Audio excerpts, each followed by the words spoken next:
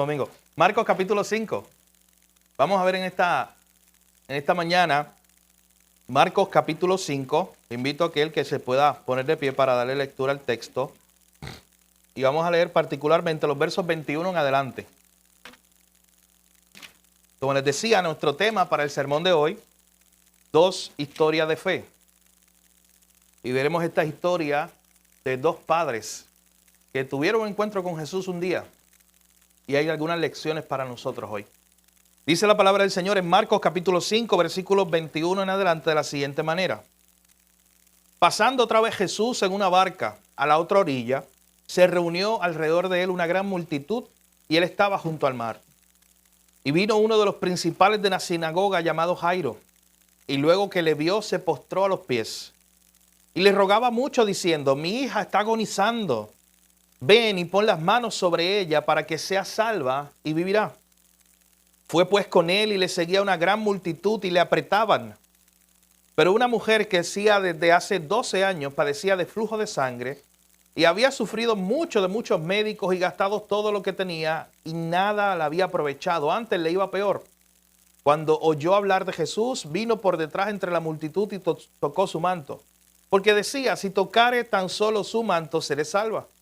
Y enseguida la fuente de su sangre se secó y sintió en el cuerpo que estaba sana de aquel azote. Luego Jesús, conociendo en sí mismo el poder que había salido de él, volvió hacia la multitud y le dijo, ¿quién ha tocado mis vestidos? Sus discípulos le dijeron, ¿ves que la multitud te aprieta y dice, ¿quién me ha tocado? Pero él miraba alrededor para ver quién había hecho esto. Entonces la mujer, temiendo y temblando, sabiendo lo que en ella había sido hecho, vino y se postró delante de él y le dijo toda la verdad. Y él le dijo, hija, tu fe te ha hecho salva, ve en paz y queda sana de tu azote. Mientras él aún hablaba, vinieron a casa del principal de la sinagoga diciendo, tu hija ha muerto.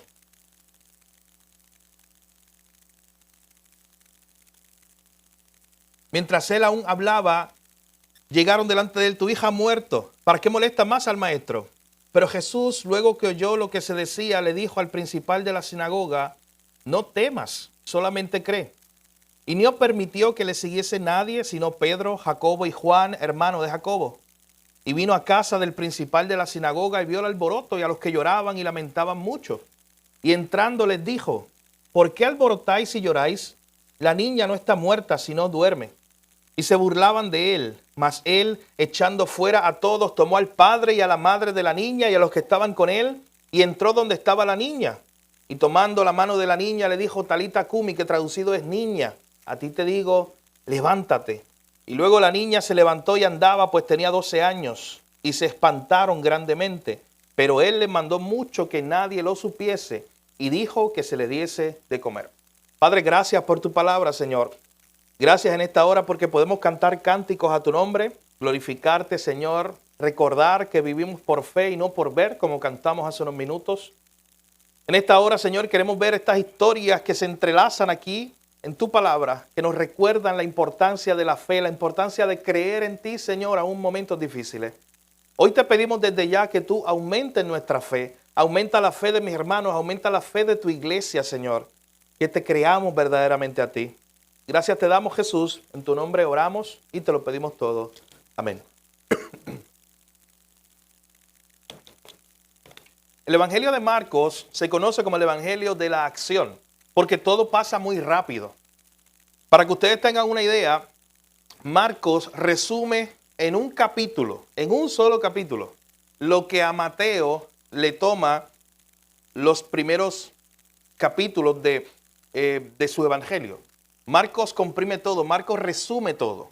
Marcos se le conoce el Evangelio de la acción también porque cuando tú estás leyendo el Evangelio hay muchas historias como la que estamos viendo hoy que se entrelazan, que están una detrás de otra. De hecho, hay algunos autores que dicen que un buen ejercicio para interpretar correctamente el libro de Marcos es leerlo de una sentada. Que un día tú tomes y leas desde Marcos capítulo 1 hasta el capítulo 16. Porque es como un cuento, es como una novela en el sentido de la forma en que te lo presenta. Muy rápido la acción. Marcos quiere presentar la identidad de Jesús a una audiencia que era gentil, que no era judía. Recuerden que ¿quién era Marcos? Marcos era este personaje que vivía en Jerusalén, que un día es escogido para ser parte del primer viaje misionero en la historia de la iglesia.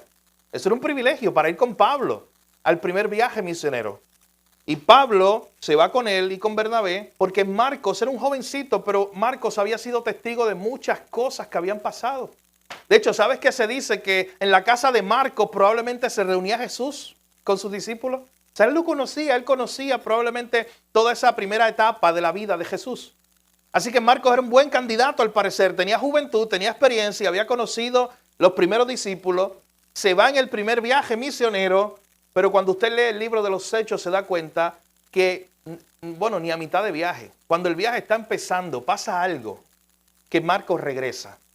No se nos da los detalles, pero Marcos regresa para Jerusalén.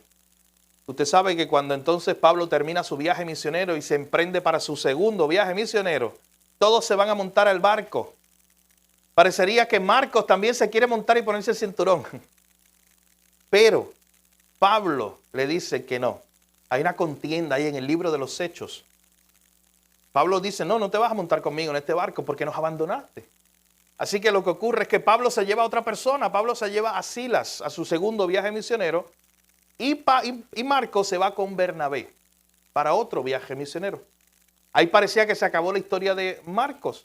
Pero cuando usted sigue estudiando el Nuevo Testamento, te das cuenta que de alguna manera hubo una reconciliación, un perdón entre Pablo y Marcos.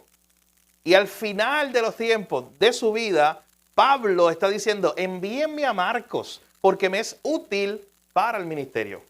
Marcos es un ejemplo de la gracia de Dios, cómo la gracia de Dios no descarta. Marcos es un ejemplo de la restauración, de que en el Señor hay restauración.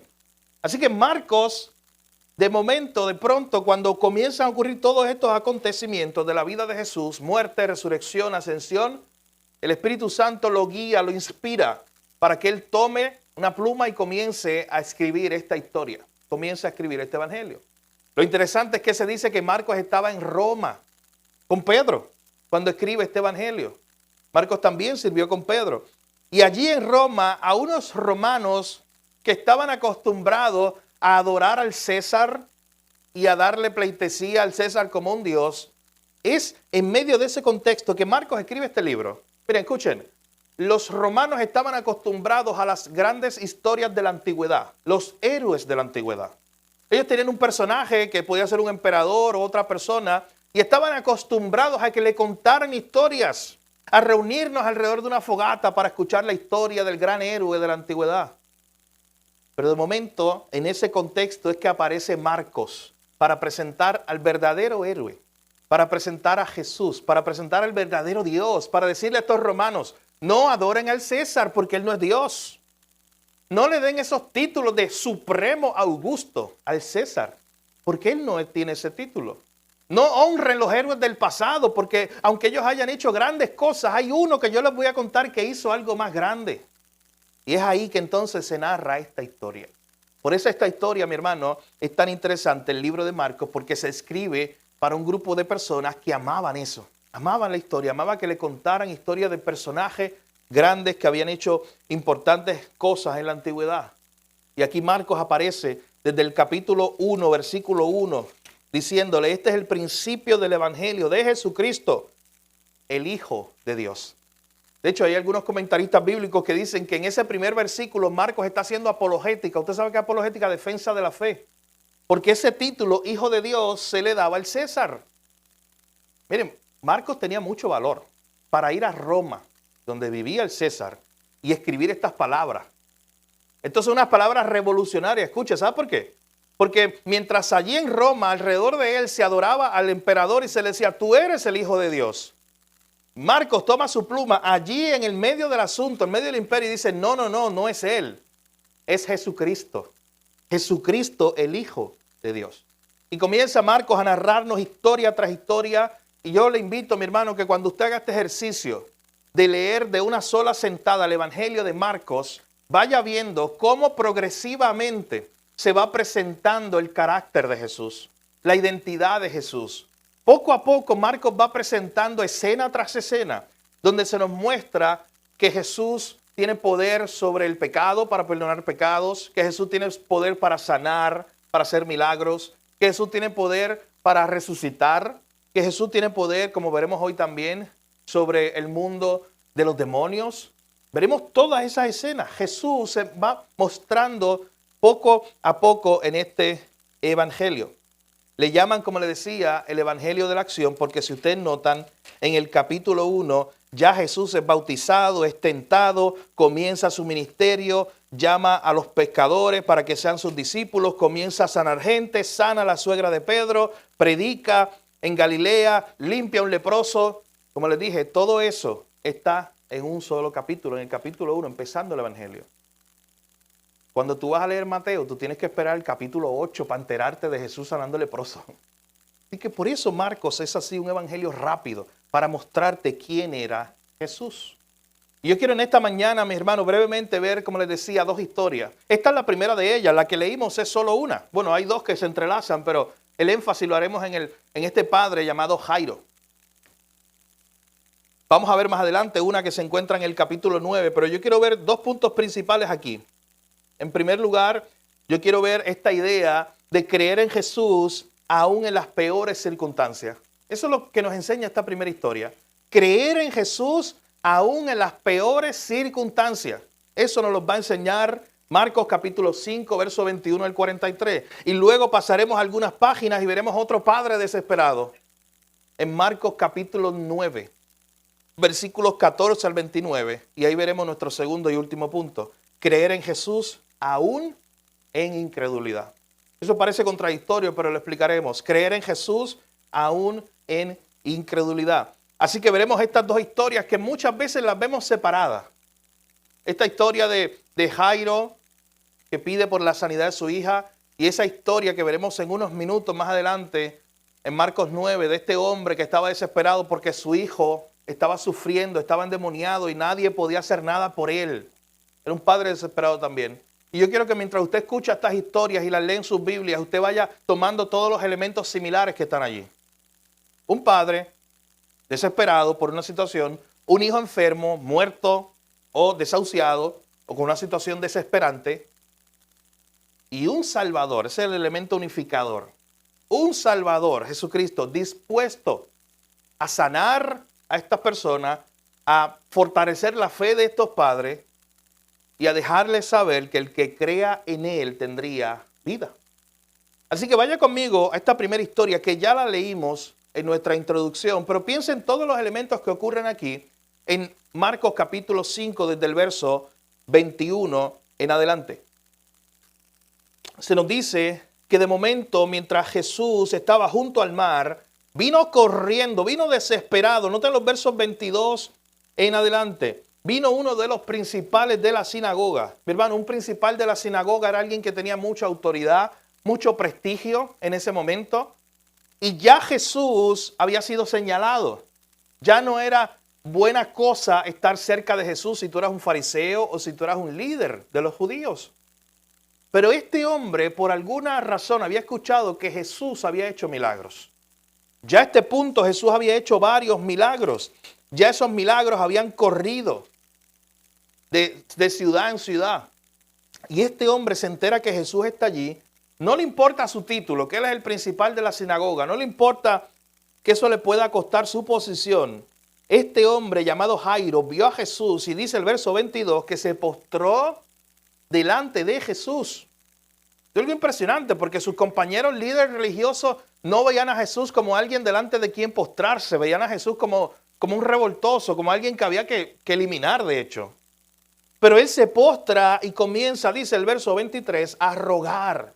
Hermano, y esa palabra tiene mucho peso. Comienza a rogar, comienza a gemir, comienza a decirle, Jesús, mi hija está agonizando.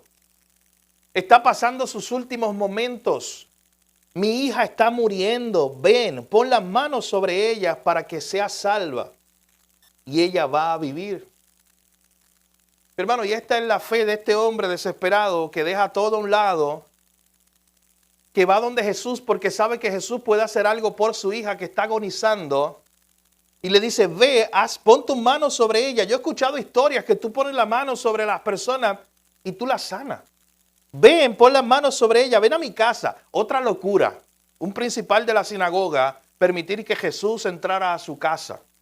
Pero a él no le importó nada de eso. Su hija estaba agonizando y él sabía que el único lugar a donde podía ir era delante de Jesús. Y él fue corriendo, rogando delante de él y le dijo, ven, pon las manos sobre ellas para que sea salva y viva. Verso 24, fue pues con él Jesús y le seguía una gran multitud y le apretaban. Hermano, ¿sabes que esta historia se pudo haber acabado aquí? Y si esta historia se acababa aquí, no nos dejaba la gran lección de fe que nos va a dejar. Este primer punto de creer en Jesús aún en las peores circunstancias. ¿Sabe por qué? Porque esta historia, si se acabara aquí, lo que tenemos es este padre desesperado, va donde Jesús. ¿Qué le dice Jesús? Sí, yo voy contigo, vamos. Vamos a tu casa. ¿Y cómo se hubiera acabado la historia? Bueno, la próxima escena, Jesús llega a la casa, la sana y ya. Y Jairo le dice gracias. Y lo adora y lo alaba y ya, y se acaba la historia. ¿Por qué, mi hermano, está esta historia que se injerta? Literalmente la historia que vamos a ver ahora, la de la mujer de flujo de sangre, que es muy famosa, esa historia está en el medio. Esa historia, yo creo que usted sepa, interrumpe una narrativa. Esa historia se supone que no esté ahí. Porque Jesús ya va de camino a un lugar. Jesús había hecho un compromiso con Jairo, con este padre desesperado por la salud de su hija. Y solamente a un Salvador todopoderoso que tiene todo bajo control y que aún en las peores circunstancias quiere enseñarnos algo. Solo a Él se le ocurre interrumpir una emergencia. Porque mi hermano, no era que la hija tenía un poco de dolor en un dedo. Dice el texto que estaba agonizando. O sea, en otras palabras, los segundos contaban. Y usted sabe lo que pasó después desde el verso 25. Allí había una mujer en medio de esa multitud. Jesucristo de camino a la casa de Jairo con este papá que probablemente ahora estaba animado, su fe, estaba contento. Jesús está conmigo, va a estar todo bien. Jesús está conmigo, vamos a casa de mi hija, ya. Está todo resuelto. Pero de momento aparece en escena interrumpir una mujer que desde hacía 12 años padecía de una gran enfermedad, que no solamente la limitaba físicamente, sino que socialmente la hacía que las personas se alejaran de ella. Ella tenía que enfrentar el dolor de su enfermedad, pero a la vez tenía que enfrentar el rechazo de las personas porque era considerada inmunda. Así que esta mujer había sufrido mucho, se nos dice desde el verso 26, había gastado todo lo que tenía en médicos y su enfermedad, escuche bien, era incurable. Nadie podía curarla, nadie podía hacer nada por ella. De hecho, se nos dice el verso 26 que le iba peor. Cada vez le iba peor. Ella había pasado esta enfermedad por 12 años. Imagínate, año tras año, en vez de curarse, se empeoraba. La situación de esta mujer era muy triste. Ella también oyó hablar de Jesús. Noten que estos dos personajes que hasta ahora hemos visto escuchan lo mismo. Escuchan o han escuchado que Jesús tiene poder para sanar. Así que esta mujer se acerca entre la multitud y toca el manto de Jesús porque ella decía, si tocare tan solo su manto, seré salva. Miren la fe, mi hermano, que se está presentando aquí. La fe de esta muchacha, de esta mujer, que está diciendo, si yo al menos me acerco. Ella no sabía muchas cosas acerca de Jesús, lo que había escuchado es que Él tenía poder para sanar. Si yo al menos me acerco, yo puedo ser salva. Y dice que cuando tocó, enseguida la fuente de su sangre se secó y se sintió sanada. ¿Te imaginas ese momento? Donde ella, por unos segundos atrás, se sentía enferma, sentía que algo en su cuerpo estaba mal, pero con este acto de fe al tocar a Jesús, dice que de momento ella sintió en ella misma que la fuente se había secado y que ella estaba totalmente sana.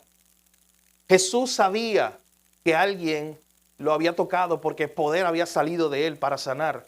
Y él hace una pregunta que es como cómica en ese contexto. Porque él dice, oye, ¿quién me ha tocado?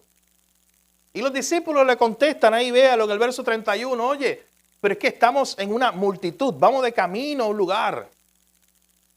Aquí todo el mundo está chocando hombro con hombro. ¿Cómo que quién te ha tocado? Todos te hemos tocado. Pero él miraba alrededor para ver quién había hecho eso, quién era el que había tenido esa fe de haberlo tocado para ser sano. Entonces viene un punto importante en esta historia, la mujer temiendo y temblando, sabiendo lo que en ella había sido hecho, vino y se postró delante de él y le dijo toda la verdad. Como si ella hubiera ella hubiera dicho, oye, qué tengo que perder? Si ya fui sana de este azote, Él me sanó. Si Él me sanó, ¿qué tengo ahora que perder? Había una humillación pública, porque esto es una mujer, un contexto público, no puede tocar a un hombre, menos ella que era inmunda o se consideraba inmunda. Pero ella lo hizo. Públicamente dijo, yo te toqué, fui yo. Versículo 34, perdón. Y él le dijo, hija, tu fe te ha hecho salva. Noten lo que resalta Jesús aquí. Más que el esfuerzo físico, no, hija, tu fe, que tú has creído de que si te acercabas a mí un poco, ibas a ser sana. ¿Ustedes notan ese elemento de la fe? No era tocar por tocar, no era acercarse a Jesús por acercarse. La fe no es algo que tú tiras la piedra a ver si cae allá, en el charco, cuando tú quieres que caiga. Hermano, la fe verdadera, que es la fe que tú y yo estamos llamados a tener, es la fe que cree, es la fe que genuinamente dice, Señor, es tu voluntad lo que se va a hacer, pero yo creo. Esta mujer se acercó no por chance, no por casualidad, no para decir a ver qué pasa. No, mi hermano, esta mujer se acercó con fe. El hombre, Jairo, se acercó con fe a Jesús, ese padre desesperado. Es una fe verdadera y Jesús le dice, tu fe te ha hecho salva, vete en paz y queda sana de esta enfermedad. Pero ahora ocurre algo que cambia la historia. Noten, la interrupción se acabó, la interrupción de esta escena. Pero ahora volvemos al pobre Jairo. ¿Te imaginas a Jairo? Yo no sé cuánto duró esta escena, porque no se nos dice. Pero imagínate los minutos que haya durado esta escena. Todo esto, mi hermano, desde que la mujer se acerca, toca a Jesús, Jesús que iba de camino a casa de Jairo, porque Jairo estaba desesperado y su hija estaba agonizando. Jesús se detiene, dice el texto, en lo que él pregunta, en lo que ella responde. No sabemos cuántos minutos haya tomado eso. Pero ¿te imaginas a Jairo mirando el reloj? A Jairo pensando en su hija. A Jairo diciendo, Jesús, mi hija está agonizando, esta mujer, mira, dile que te espere en la esquina y tú vienes y la sana. Ella puede tal vez esperar un poco más. Pero ven rápido. Eso tal vez estuvo en la mente del papá de Jairo. Perdón, de Jairo, del papá de esta niña. Pero miren lo que ocurre aquí, dice el verso 35. Mientras él aún hablaba, vinieron de casa de Jairo, diciendo las peores noticias que podía escuchar Jairo. Las noticias que él estaba tratando de evitar. Las noticias que él no quería escuchar y por lo tanto lo había ido a Jesús a buscar una solución. Tu hija ha muerto. ¿Para qué molestas más al maestro? Usted se imagina, y quiero que para que usted entre en escena y se sienta como el personaje, piense por un momento esta escena de cambio de una fe sólida, incluso de alegría, porque las cosas van a salir bien. Y tú has estado allí y yo he estado ahí, que estamos bien y estamos viendo respuestas y estamos viendo que Dios nos está acompañando y estamos viendo que se están contestando peticiones y estamos viendo que todo sale bien y llega como balde de agua fría. De repente, y no un balde que tú viste venir y por lo menos te esquivaste, un balde de agua fría que te cae de espalda, que tú fue ahí en el momento que tuviste esa reacción, ese impacto. Llega ese momento. Y las palabras de la gente que estaba alrededor de Jairo le decían, no molestes más a Jesús. Tú sabes que, mi hermano, en otras palabras era, si ella murió, te lo estoy diciendo, tu hija ha muerto, no hay nada que hacer. Deja a Jesús que se vaya, ya sanó a esta mujer de flujo de sangre, que vaya por ahí y sane a otra persona y ya. Déjalo, no lo molestes más, él tal vez está muy ocupado, él tal vez tenga otras personas que sanar. No lo molesten más y miren que está bien cargado esa frase, porque lo que están diciendo es ya no hay nada que hacer. Esa gente tiene falta de fe. Esa gente no sabe quién es Jesús verdaderamente. Porque si esta gente supiera quién es Jesús, hubieran ido delante de él a decirle, mira, ella murió, pero Jesús todavía tiene poder para hacer algo. Pero esta gente era incrédula. Y le dijeron a Jairo, Jairo, tranquilo, no lo molesten más porque ya murió y nadie puede levantar un muerto. Ya cuando murió, nadie puede hacer algo por eso. Nadie tiene tanto poder. Tal vez este maestro, como veían a Jesús, tiene un poder para sanar una que otra cosa, una otra enfermedad, pero no la muerte. Y eso está fuera de su control. Jairo, no moleste más a Jesús. Me encanta lo que dice el verso 36. Jesús luego que oyó lo que se le decía, le dijo algo a Jairo.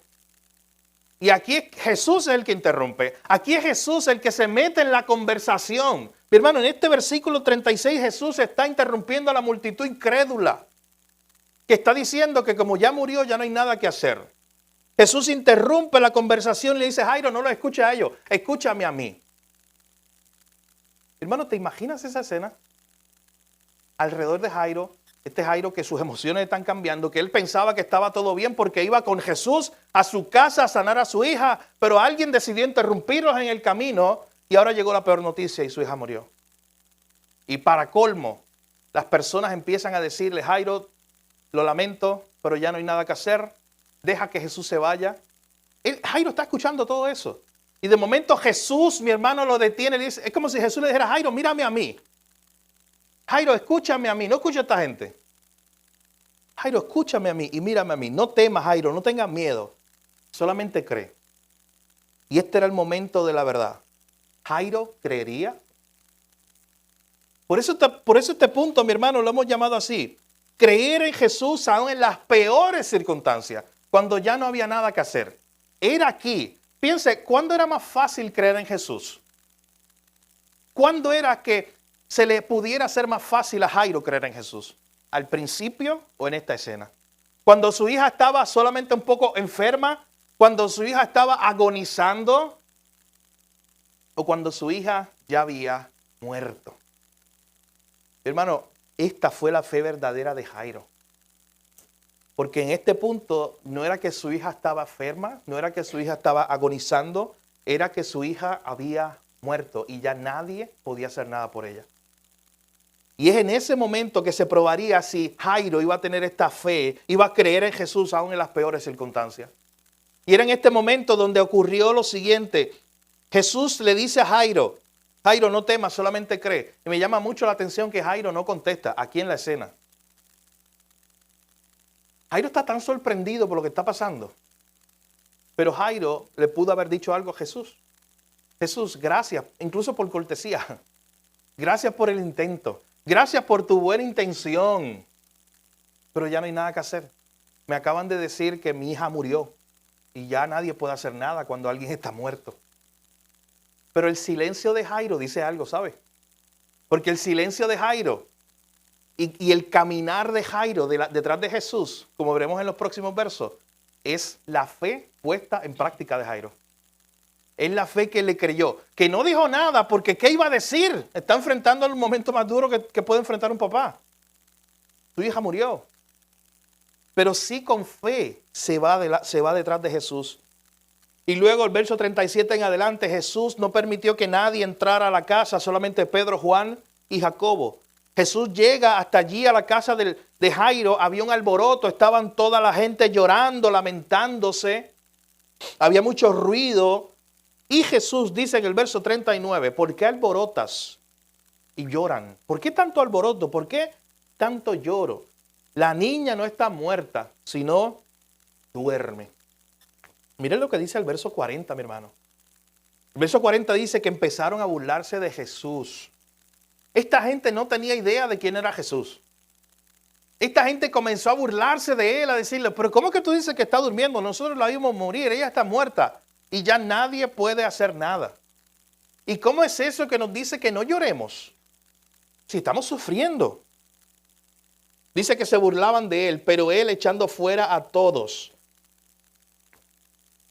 Ustedes notan que ya es la segunda vez que Jesús hace que la multitud o los incrédulos salgan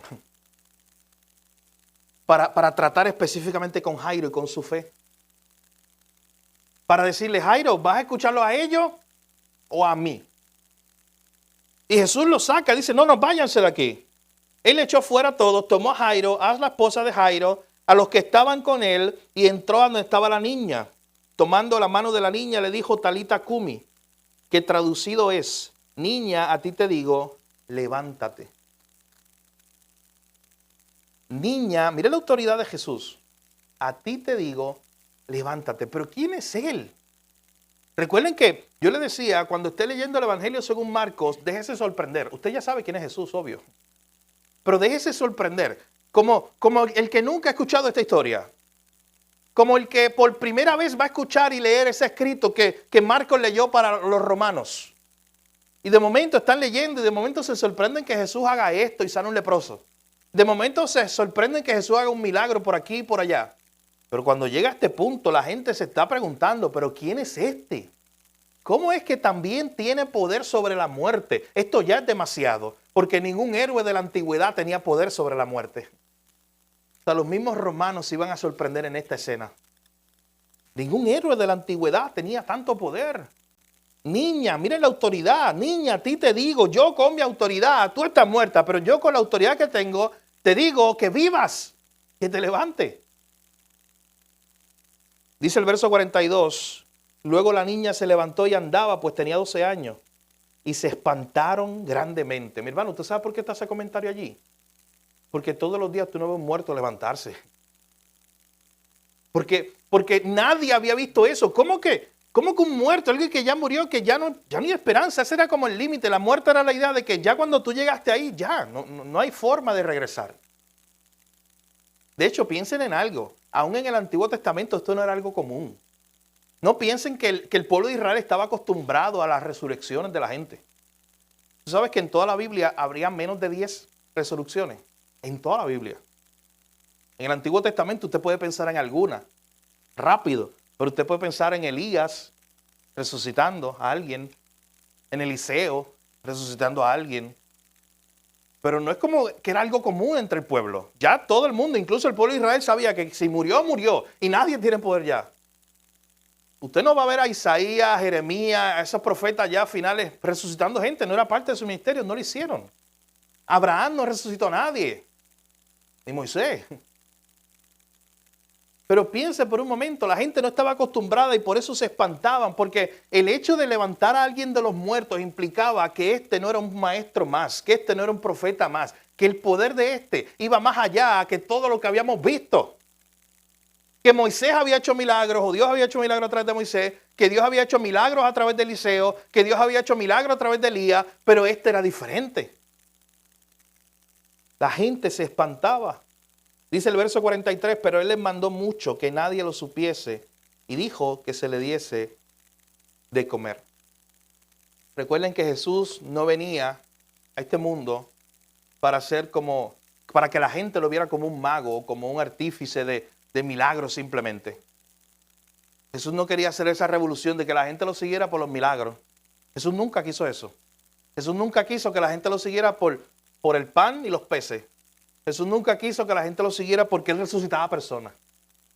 Él quería que la gente lo siguiera por Él mismo. Así que tenemos esta primera escena, creer en Jesús aún en las peores circunstancias. ¿Usted vio cómo la fe de Jairo subió? Se cocotó hasta lo último y volvió a subir. Y así somos nosotros, mi hermano. Ese es el recorrido de tu fe y mi fe. Estamos hoy bien y tenemos mucha fe en algo e incluso sabemos que Dios está con nosotros. Como Jairo sabía que Jesús estaba con él, iban de camino a la casa de Jairo a sanar a su hija. Pero de momento la fe se escocotó, se llama crisis de fe. Hay una crisis de fe.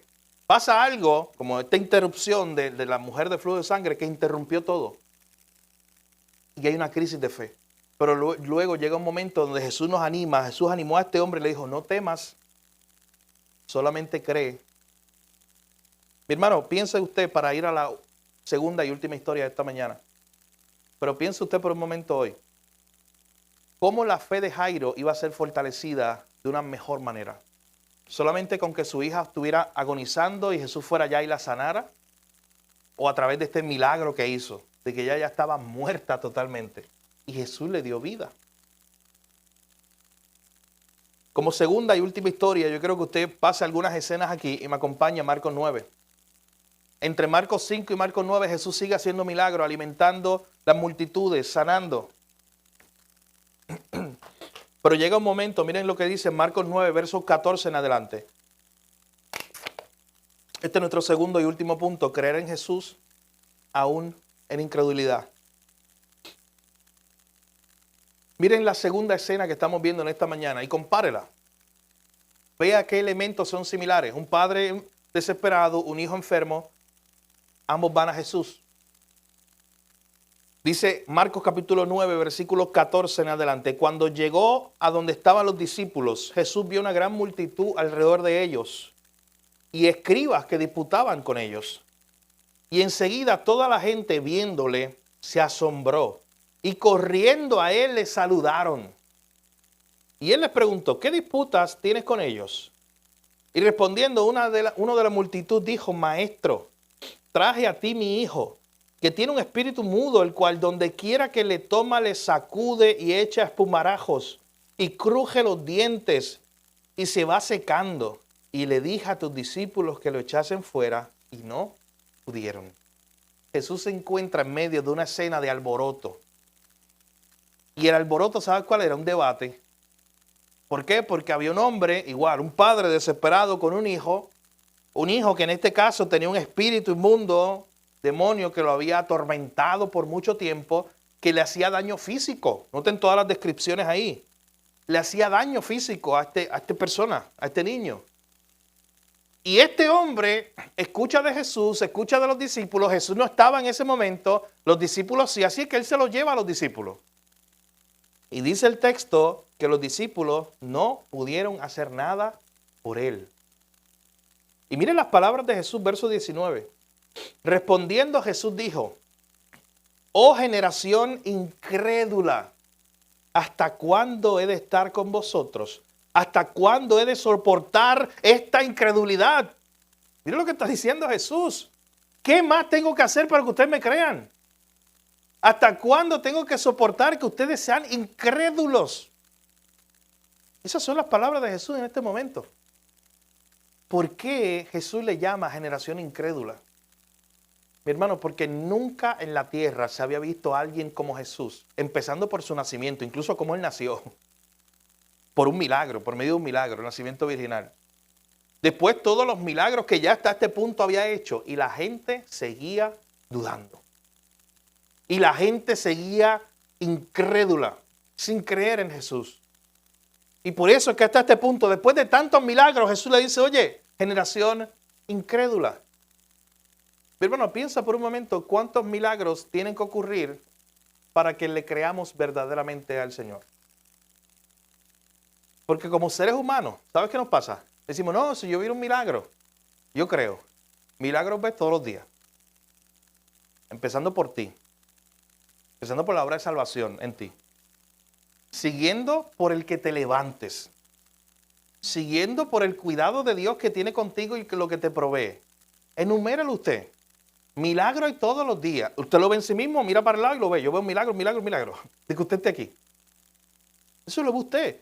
Pero entonces cuando usted quiere definir milagro como algo excepcional a la regla, incluso si Dios hace algo excepcional, que usted dice, wow, esto fue un milagro, de esos que se pasan. No ese de todos los días, no, esto es algo que sale de los límites normales. ¿Sabes qué ocurre? En ese momento creemos y nos animamos nuestra fe. Pero ¿sabes qué pasa el otro día? Cuando tenemos una crisis de fe, dejamos de creer. Y ahora necesitamos que otro milagro. Y así sucesivamente. Eso es lo que estaba pasando con este pueblo. Eso es lo que pasó con el pueblo de Israel, mi hermano. ¿Cómo es que Dios envía las plagas? Es un milagro grande. ¿Cómo es que Dios abre el mar? El mar literalmente, ¿quién tiene poder para abrir el mar? Para que la gente pase por el medio. ¿Cómo es que de momento el pueblo tiene hambre y cae del cielo pan? El pueblo se queja porque están hastiados, esa es la palabra que usa, del pan, y Dios le dio carne, cae carne. Tras de los pájaros y todo eso. De momento no hay agua. Ah, pues yo le voy a dar agua. Aquí mira una piedra y de la nada sale agua. Y todo eso milagro tras milagro tras milagro. Y ese mismo pueblo dijo, nos vamos para Egipto otra vez. Dios nos abandonó, Dios no nos ama. No podemos creer en este Dios. Incredulidad. Hermano, pero es la misma incredulidad que tú y yo tenemos muchas veces. A veces la vemos más fácil en la vida de otro, la vemos más fácil en la vida de Israel, la vemos más fácil en la vida de esta gente. Y decimos, oye, si yo estuviera allí, yo hubiera creído. Probablemente si tú y yo estuviéramos allí, estuviéramos contados en esas palabras de Jesús diciéndonos, generación incrédula. Porque así somos como seres humanos. Nos cuesta creerle a Dios. Nos falta la fe. Y muchas veces tú empiezas bien, tienes fe en el Señor que va a hacer algo, que está contestando una oración, pasa algo que te desequilibra, hay una crisis de fe y dejas de creer. Mi hermano, y estas historias están aquí para fortalecer tu fe en esta mañana. Estas historias están aquí para recordarte lo que Jesús le dijo al papá de esta niña, Jairo, cuando le dijo, no temas, cree. No escuches lo que estás escuchando alrededor, no mires lo que estás viendo alrededor, no importa las circunstancias, las peores circunstancias, cree en mí. Y aquí en esta escena, mire lo que ocurre. Jesús dice, tráeme a este niño. Verso 20, le trajeron al niño y cuando el espíritu vio a Jesús, sacudió con violencia al muchacho, quien cayendo en tierra se revolcaba, echando espumarajos. Jesús preguntó al padre, ¿cuánto tiempo hace que le sucede esto? Y él dijo, desde niño. Y muchas veces le echan el fuego, en el agua para matarle. Pero si puedes hacer algo, ten misericordia de nosotros y ayúdanos. Miren esas palabras, él está delante de Jesús. Le acababan de decir, o Jesús acababa de hablar de la incredulidad de la gente y de la generación incrédula. Y este hombre le dice, mira, tengo un problema con mi hijo desde niño. Este espíritu que lo atormenta le hace mucho daño, incluso he intentado matarlo, ahogarlo. Si puedes hacer algo, ten misericordia de nosotros y ayúdanos. Noten el paralelo con Jairo y su historia. Si puedes hacer algo, ten misericordia y ayúdanos. Y la respuesta de Jesús, oye, claro que puedo. Jesús le podía decir, oye, no dudes de mí, yo puedo. ¿Por qué tú me dices que si yo puedo hacer esto? Pero la respuesta de Jesús, miren cuál es. Jesús le dijo, si puedes creer, al que cree, todo le es posible. Al que cree con fe en Jesús. E inmediatamente, miren qué impresionante estas palabras. E inmediatamente el padre del muchacho clamó y dijo, es un grito de desesperación, pero es un grito de fe. Y es un grito honesto, la oración completa. Creo, pero ayuda mi incredulidad.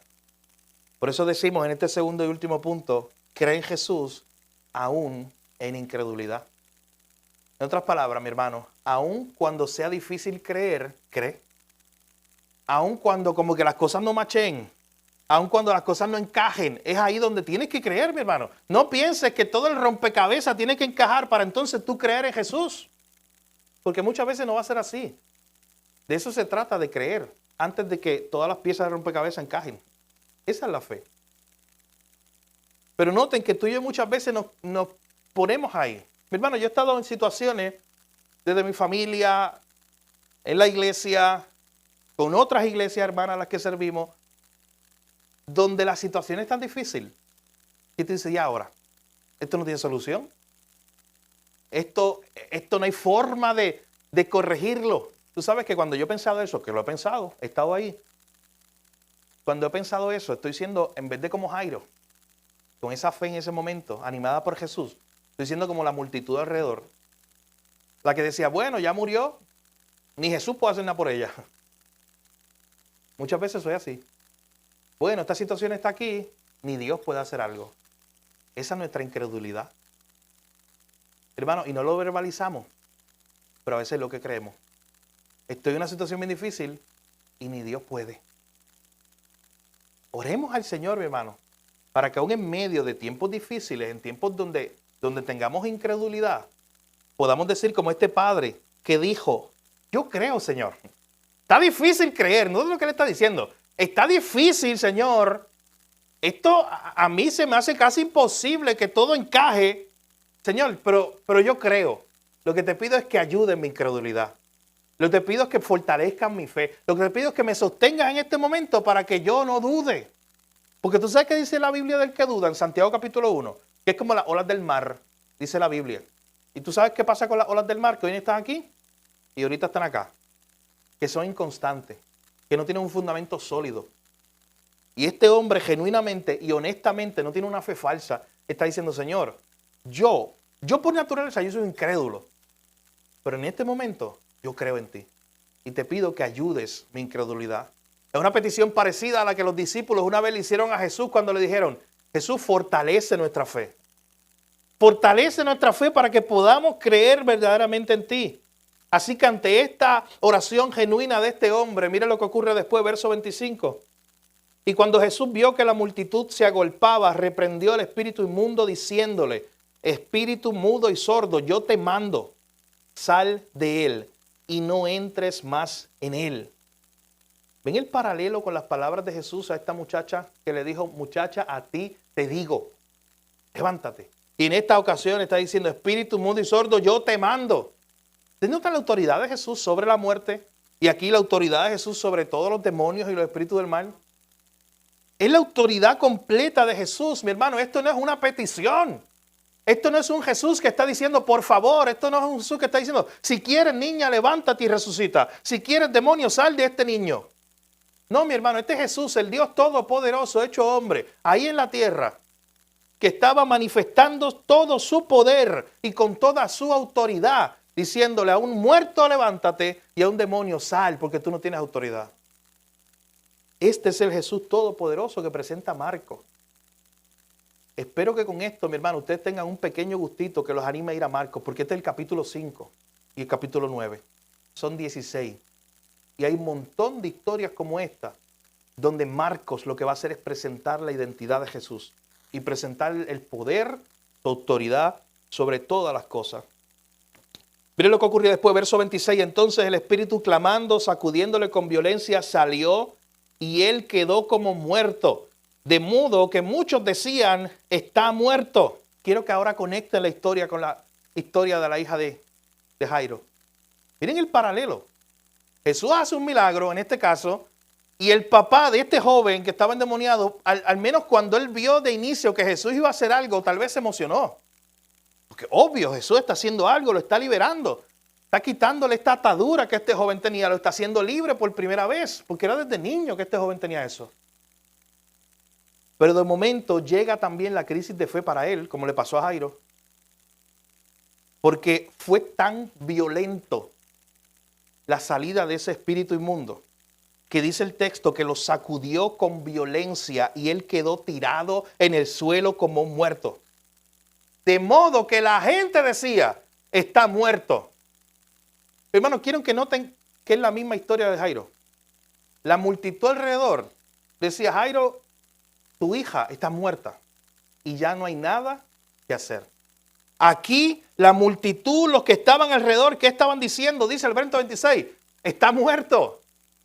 Estaban mirando a este padre y le estaban diciendo lo mismo que le dijeron a Jairo, estos incrédulos. Oye, ya no molestes a Jesús, ya murió y ya si murió no hay nada que hacer. Pero dice el verso 27, este es el acto de fe que tenía que tener este padre, de que Jesús, incluso si estuviera muerto, iba a hacer algo. Jesús lo tomó de la mano, lo enderezó y lo levantó. En otras palabras, mientras ellos decían está muerto, Jesús lo levantó y le dijo, mira, no estás muerto, yo he hecho una obra de poderosa en él. Lo mismo que hizo con la hija de Jairo, lo mismo. Ustedes decían que está muerto, que está muerta ella y que no hay nada que hacer, pero mira lo que ocurrió. Cuando él entró en la casa, sus discípulos le preguntaron aparte. Esto sería tema para otra predicación, pero la voy a presentar nada más para terminar hoy. Esta línea última. ¿Por qué nosotros no pudimos echarle fuera?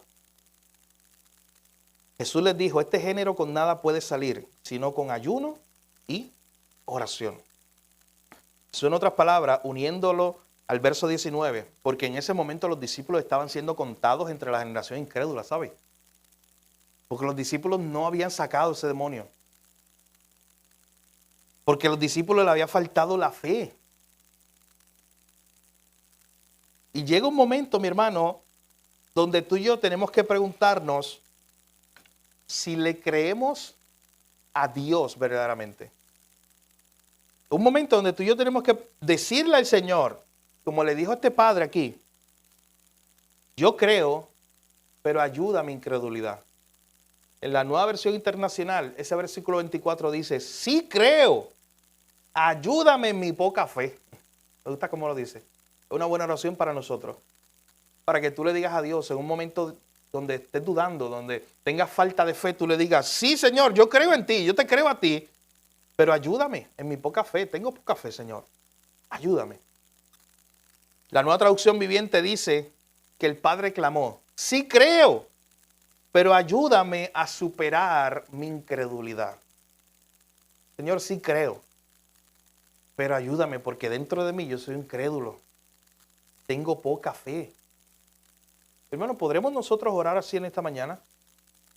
Genuinamente, delante del Señor, decirle, Señor, yo creo en ti, aún a pesar de que tengo poca fe, porque lo que estoy viendo delante es muy complicado.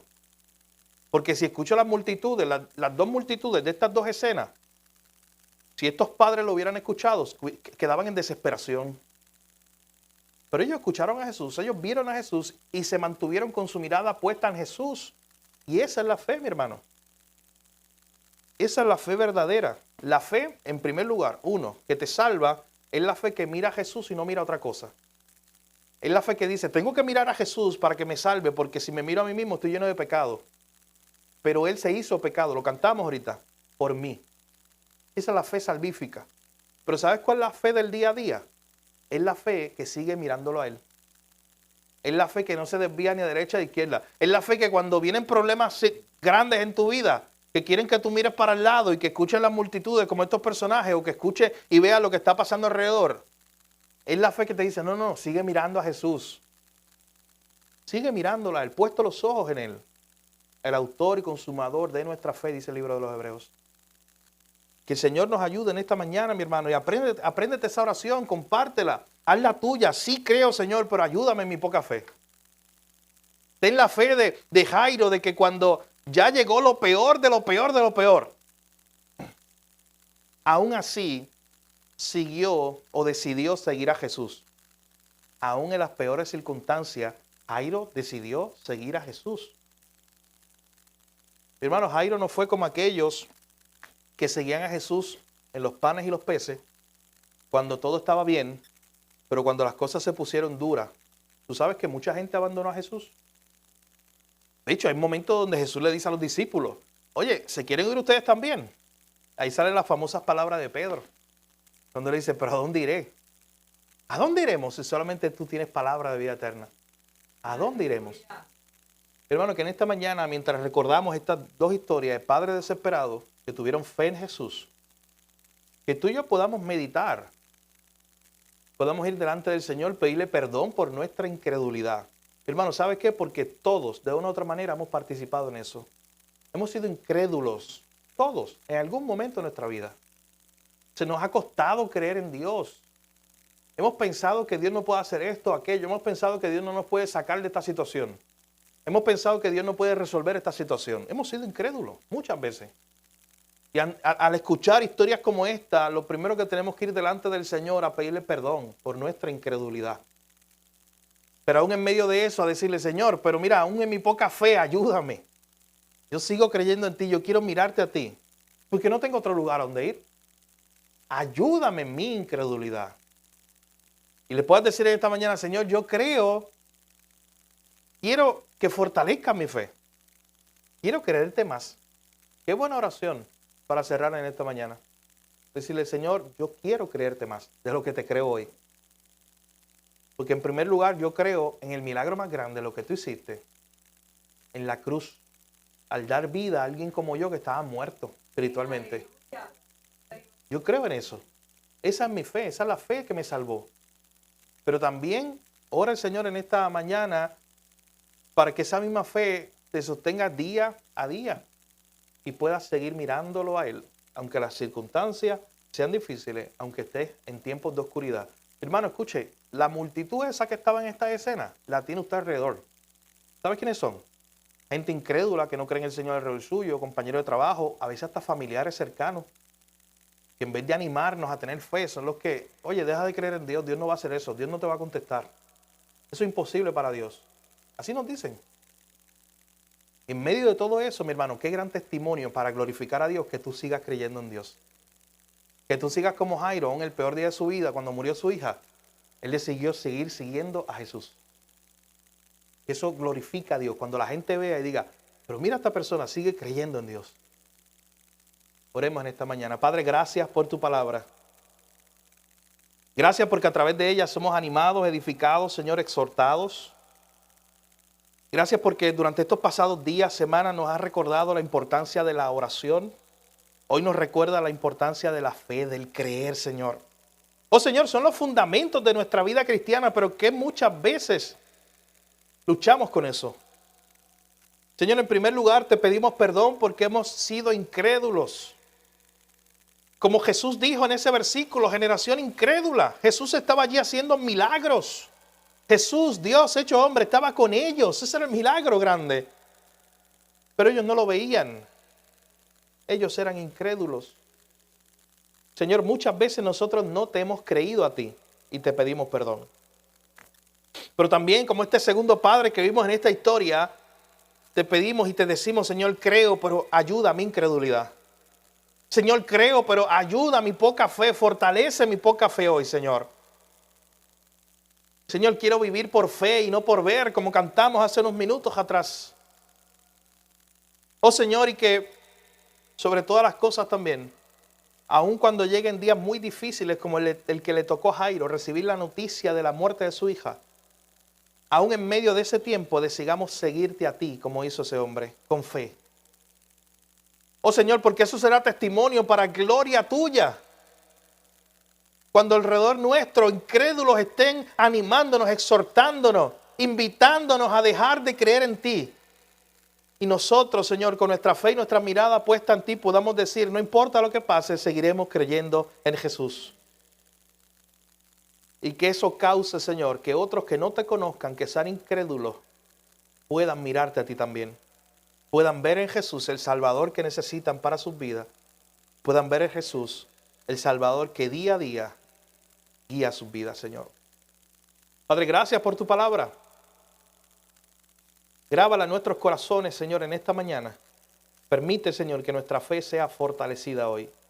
Ayúdanos a creer en ti, Señor. En tu nombre oramos, Jesús, y te lo pedimos todo. Amén. Mi hermano, que el Señor nos ayude.